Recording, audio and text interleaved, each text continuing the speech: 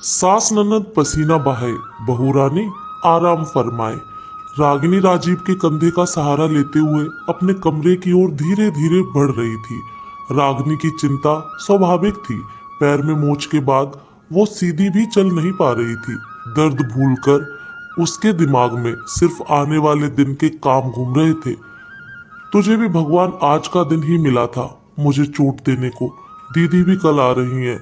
Mummy जी और उन्हें यही लगेगा काम ना करना पड़े, इसलिए महारानी बहाना लेकर बैठ गई। राजीव, मैडम क्या मन ही मन बड़बड़ा रही हो? दूसरा पैर तो सही है, उस पर भी जोर डालो। सारा का सारा वजन मेरे कमजोर कंधे पर डाल दिया। रागिनी गुस्से से लंगड़ाकर खुद चलने लगी।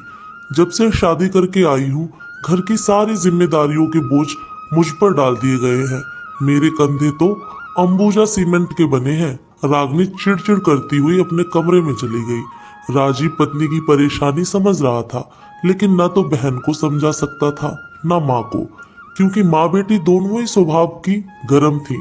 सुमित्रा जी बेटी गीता के आने पर वैसे ही बहू की परेड लगा देती थी।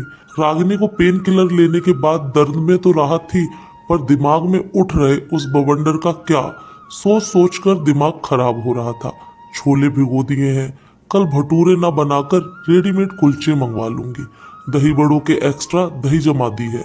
नाश्ते में नूडल कमला से बनवा लूंगी। मिंकू टिन्नी आते ही फरमाइश करेंगे, मामी नूडल्स बनाओ। बस मम्मी जी सुबह मेन्यू में कुछ और ना ऐड करें, नहीं तो मेरी हालत खराब हो जाएगी। रागिनी ने सब सोचते हुए फोन उठाया। अब रात को किसे फोन लगा रही हो? राजीव, कमला को। कल वो छुट्टी कर गई तो मैं क्या करूंगी? रागिनी घबराते हुए बोली। यार तुम औरतें कितनी नेगेटिव होती हो, सब गड़बड़ ही होगी ऐसा क्यों सोचती हो? कई बार कहानी में अच्छे ट्विस्ट भी आ जाते हैं। सो पॉजिटिव रहो और चुप करके सो जाओ। राजीव ने रागिनी से फोन लेकर अपने पास रख लिया। बस जिसका डर था वही हुआ। रागिनी को ज्यादा सोचने से नींद देर से आई। अलार्म बजता रहा, उसने सुना ही नहीं। राजीव के आईने के आगे तैयार होता देख, हे भगवान क्या बज रहा है, आपने मुझे उठाया क्यों नहीं? रागिनी झटके से उठी, पैर जमीन पर रखते ही चीख निकल गई, हुई माँ। राजीव, इसीलिए नहीं उठाया, सोचा जितना आराम करो उतना अच्छा। ससुराल में आराम नहीं, आराम हराम होता है, रागिनी ने उठने की कोशिश करते हुए कहा। रागिनी धीरे धीरे रसोई में पहुंची। कमला ने बच्चों को दूध गर्म करके दे दिया था। सुमित्रा जी छोलों को सीटी लगवा रही थी।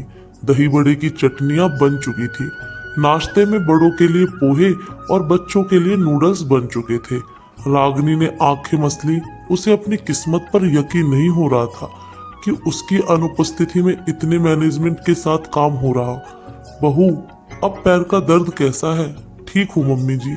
वो फोन इन्होंने अपने पास रख लिया, सो अलार्म नहीं सुन पाई, नहीं तो आपको इतनी तकलीफ नहीं होती। नहीं ऐसी कोई बात नहीं, अब तुम बच्चों का डिब्बा पैक कर दो। राजीव और पापा जी को मैं चाय के साथ पोहा दे रही हूँ। रागिनी को समझ नहीं आ रहा था आज हो क्या रहा है। चोट मेरे पैर में लगी है या मम्मी जी के दिमाग में? बिना किसी ताने तुनके वो चुपचाप रसोई के काम कर रही। गीता अपने बच्चों के साथ पहुंच गई थी। सबने साथ बैठकर नाश्ता किया। गीता का व्यवहार भी आज अलग था। वो भाभी भाभी चिल्लाने की बजाय अपने बच्चों को खुद ही सर्व कर रही थी। इतने में अविनाश जवाई जी अपनी माँ और बहन को लेकर आ गए। सुमित्रा जी गीता के ससुराल वालों की खातिरदारी में लग गई। गीता माँ के साथ रसोई में दही बड़े तलने को जाने लगी। रागिनी के सोफे से उठते ही, अरे बहू तुम आराम करो, मैं गीता कर लेंगे। आखिर बहू भी तो घर का ही सदस्य है, उसकी तकलीफ में उसका ध्यान रखना ससुराल वालों का फर्ज है। और नहीं तो क्या भाभी, मैं तो जल्दी इसलिए आई थी कि माँ की कुछ मदद करवा दूं। आप बैठो, ननद का भी कुछ फर्ज होता है। हमेशा तो आपसे सेवा लेती हूँ, कभी मुझे भी मौका दो। रागिनी असमंजस की स्थिति में थी कि मेरी चोट का असर मेरी सास ननद के दिमाग पर हो गया क्या? एक रात में इतना कैसे सुधर गई? रागिनी के चेहरे के भाव पर राजीव पास आया, कान में बुदबुदाया, कैसा लगा ट्विस्ट? मजा आ रहा है ना? तुम ठाठ से बैठी हो। दीदी और मम्मी रसोई में, सचमुच मजा तो बहुत आ रहा है। पर ये कैसे संभव हुआ? रागिनी उत्साह से। ये सब पापा जी का दिमाग है। मुझे बोले, बहू को बोल ज्यादा नहीं सोचे, मैं सब मैनेज कर लूंगा। उन्होंने अविनाश जी को फोन कर दिया कि बहन की सगाई की अंगूठी शॉपिंग में मेरे जानकार से करवा दूंगा, अच्छा डिस्काउंट भी मिल जाएगा। आप बहन और समधन जी को यहाँ ले आइए, जलपान के बाद मैं आपको ले चलूंगा।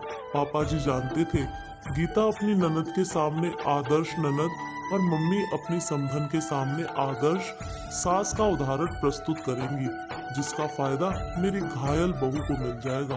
ओहो, पापा जी बड़े पहुंचे हुए खिलाड़ी निकले। अब समझ आया मुझे ये ट्विस्ट। पहुंचे हुए खिलाड़ी नहीं, बहू इसे अनुभवी खिलाड़ी कहते हैं। ससुर जी ने राजीव रागिनी के पास आकर कहा, जहां एक तरफ सुमित्रा जी गीता रसोई में पसीना बहा रही, वहीं राजीव रागिनी पापा जी अविनाश की फैमिली के साथ शादी ब्याह की शॉपिंग की बात करने लगे। कई बार जिंदगी में हम कई बातों की जरूरत से ज्यादा टेंशन ले लेते हैं, जबकि वो आसानी से सुलझ जाती है।